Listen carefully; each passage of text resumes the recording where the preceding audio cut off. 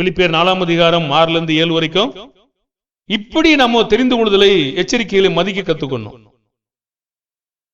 நீங்கள் ஒன்றுக்கும் கவலைப்படாமல் எல்லாவற்றையும் குறித்து உங்கள் விண்ணப்பங்களை ஸ்தோத்திரத்தோட கூடிய ஜபத்தினாலும் வேண்டுதலினாலும் தேவனுக்கு தெரியப்படுத்துங்கள்.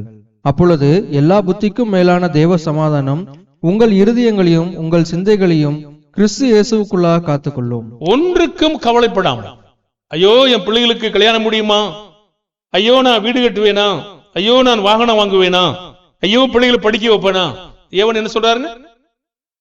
இதெல்லாம் நீங்க சிந்திக்க வேணாம் சொல்றாரா? இதெல்லாம் நீங்க தீர்மானிக்க வேண்டாம் சொல்றாரா? அதை சொல்லலையே. அதை பற்றி நீ கவலைப்பட்டு கொண்டிருக்காதே. எல்லாவற்றையும் நீங்க முதலாவது நன்றி செலுத்துங்க.